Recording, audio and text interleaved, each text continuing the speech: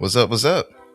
Hope everybody's doing okay, man. Today in this video, I would like to give you guys some of the pros and cons of if you should lease your truck onto a carrier or sign it on, however you guys want to word that, or if you should get your authority. And that's that's one of the questions that a lot of people don't really get an answer to here on YouTube. So I'm here to answer it. I'm here to help in any type of way possible. Thank you guys for all of you new guys here, even all of you old veterans up here. You know, you guys that have experience or however many years of experience you have. Thank you guys for being here, man. You guys are a huge support to this channel. I really do appreciate you guys. Without further ado, let's roll the intro. But yeah, in this video, I already told you guys what it's going to be about. So roll it. She calling me crazy, I feel like Supreme ain't back in the 80s. I'm talking my shit like some shady, you working a job. Baby, come lay me. Shit, my diamonds hit bright like a shooting star. Okay, so welcome back. So in the very first topic, I want to talk to you guys about leasing on. When it comes to leasing on, so the very first pro I would like to bring up is the fact that you can still make excellent money. On average, I would say maybe between $2,000, $3,000, some people all the way up to like $5,000 a week. So it's pretty good money being signed on. Moving right along. So the second bullet point I would like to get to would be, which is also a pro, the great benefit of having low upfront cost. You know, because when it comes to doing all these other things, you have to come out of pocket for an arm and a leg. Not to get all confused with you guys, you still have to come out of your pocket quite a bit to get signed on, because you still gotta get your truck, right? Yeah, exactly. Upfront cost is just not as bad as the other side of this, and we're gonna speak on that too. That's why I'm not saying it right now. Third pro would be the fact that some of these companies that you decide to lease onto, sign onto, whatever, they will help you with your repairs. I've never had a company help me with any repairs or anything like that. But a lot of these guys that are leasing on YouTube, that is another reason why they decide to lease onto a company, or I can't even say lease on. They lease to the company because they get their truck directly through the mega carrier. No shots being thrown or anything or shade, but just saying, man. When it comes to leasing on or being a lease driver, some of these companies will definitely help you get your repairs done, depending on what you do. And that's why they take escrow, things like that out as well. Okay, we're gonna get into escrow too in a second. So when you do lease onto a carrier, because we're not talking about leasing directly through the mega carrier or things like that, we're talking about someone who can go get a truck outside of that mega carrier and bring the truck over there. Like, hey guys, I want to bring my truck over here with you guys. You know, you get the rundown. However, you can always take that truck anywhere you want to take it. If you decide to lease your truck on to that company, you can get pissed off at the company tomorrow and be like, hey, I'm out. I don't want to deal with this anymore.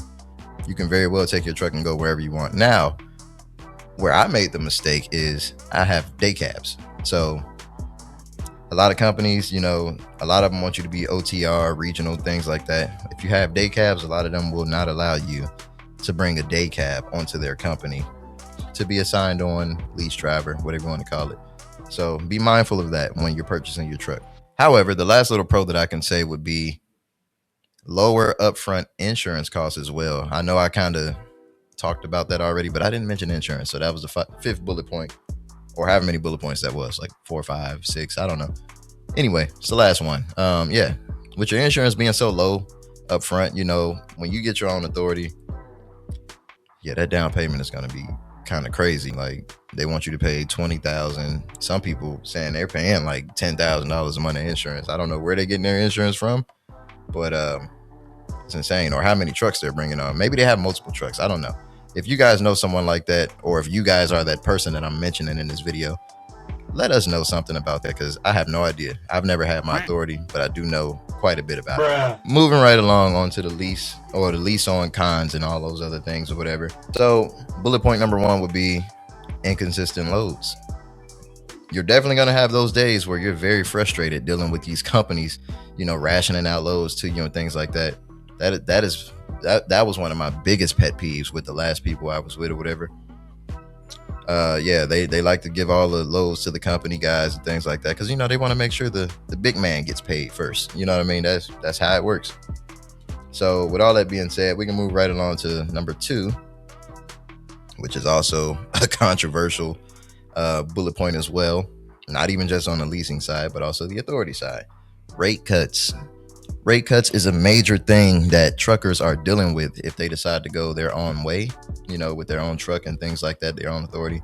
Rate cuts are a main piece that is like killing the drivers, man, with the rate cuts. It's terrible.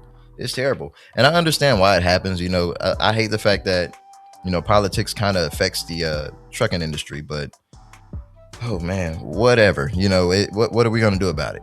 Besides park our trucks and go work as a company guy. There you go. Go work as a company guy. So anyway, the last little con that I have would be this was another major one for me when I had my truck signed on and all those other things to the other company. These random fees, man. The random fees they like to just throw on the back end. I heard someone on YouTube talking about a microwave fee. I'm like, bruh, you paying a fee to put your food in the microwave?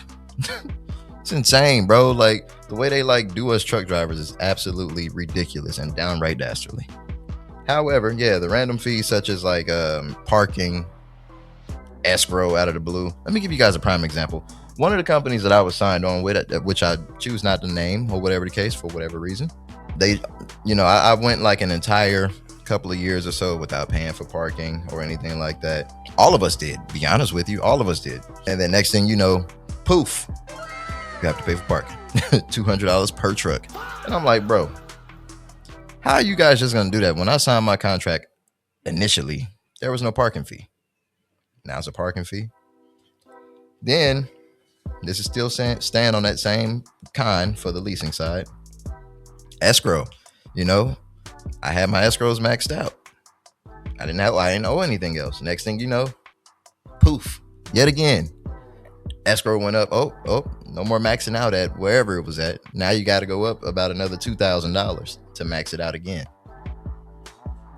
It kind of just pissed me off and threw me for a loop because I'm like, bro, I think the guys that already maxed it out, you should just leave it at that. Then they try to like coerce you and be like, hey man, we also have this maintenance account, wink wink, if you want to pay for that as well. It's like, dude, y'all already haggling me out of money with this escrow, the parking and all this other stuff, insurance, whatever. So now you guys want us to pay for a maintenance fee for tires and things like that? No, I refuse. So anyway, yeah, that's it on the leasing side. Now let's move right along to the authority side. So now here we are on the authority side. Everyone wants to know about the authority, right? Okay, so let's start with the first pro. The first pro would be, of course, everyone should know this, higher income earnings. The reason a lot of drivers dream about having their own authority is because of the potential earnings you can have. Like, I've known guys who've made $10,000 a week. I've known guys who've made $100,000 a month, just doing their own authority. It's not to say it's going to be easy pickings, because it's definitely not. The second pro I can honestly tell you guys right now would be, you are in complete control of your entire operation. It's a beautiful thing, bro. It's a beautiful thing. You don't have anyone over your neck. Hey man, why did you didn't stop all the way completely at the stop sign? Things like that. I've had people come to me and tell me that before too. Like, okay, but I don't know. Anyway, moving right along. It's just those type of things, man. Like when you have complete control, you don't have to worry about that. You don't have to send any requests for vacation. All those things. It's a trucker's dream overall. Now, the third pro, you can get direct contracts. Bro, when I tell you direct contracts are the way to go. However, you definitely have to do a lot of research. You definitely have to do your due diligence and all that stuff when it comes to getting your own contracts, because no one's going to tell you how to do this at all. I've looked on YouTube myself to see how to do it. Guess what? Not a single video. So I guess whenever I figure it out, I can let you guys know how to do it. So that way you can run your own successful operation and do the things you want to do for yourself, your family, and whoever else, your dog, cat, fish. I don't know.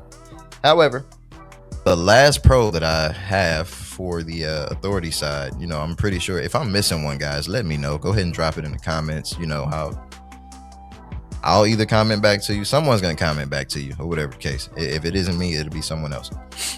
Yeah. So the last pro I have is, and this kind of can reflect back onto the leasing side.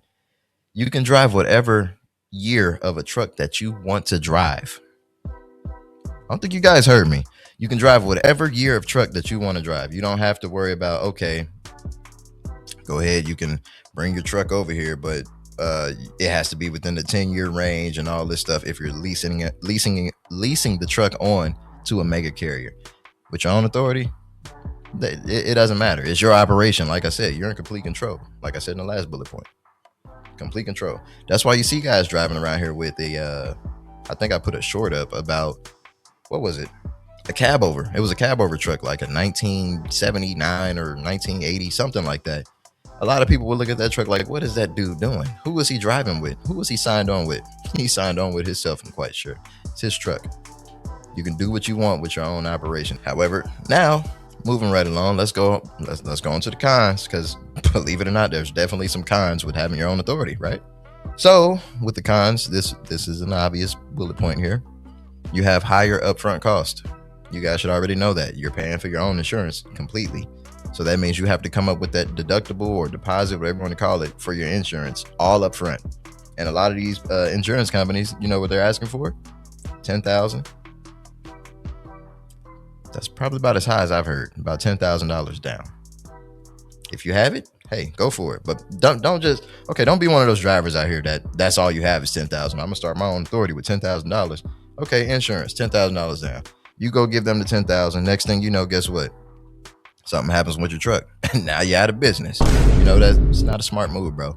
If you have the 10, okay, keep stacking, keep saving. Then if you want to drop it with some money that still is left over so you can repair anything you need to repair after that.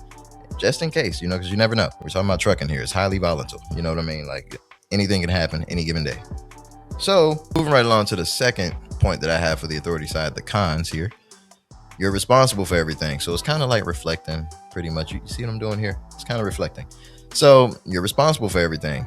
Nobody's going to help you repair anything. Nobody's going to put money aside for you to repair your truck for maintenance and tires and brakes and all that good stuff, air valves, relays. No one's going to put that aside for you. You have to do that. Nobody's going to help you with that, bro.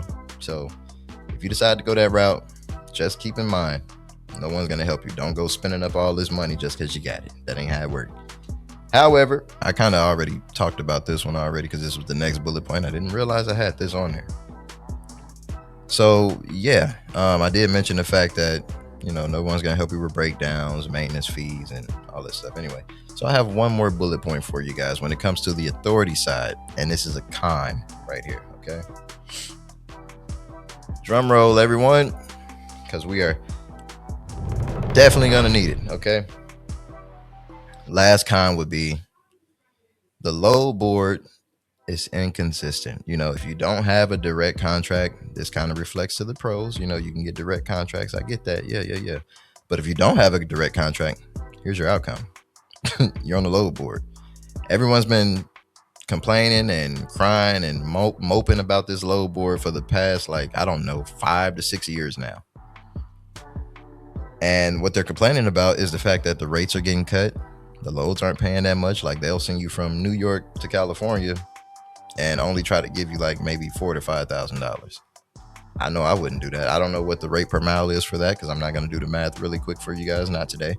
But yeah, man, it's no. It wouldn't be me doing that. However, just wanted to make this quick video for you guys. Hopefully you found it informative. Hopefully you found it helpful. If you did, thank you once again. Hit the like button, please. Hit the subscribe button, and don't forget to hit that little bell over there so that way you're always notified whenever we drop a new video over here at All Off Trucking Media. Okay, with that being said, you guys stay safe, drivers. And if you want to know how to become a successful owner operator driver, whether you're leased on, whether you have your own authority, watch this next video over here, because that video is going to give you just about everything you're going to want to know if you're going to decide to go this route. You know, you're talking about the big league here.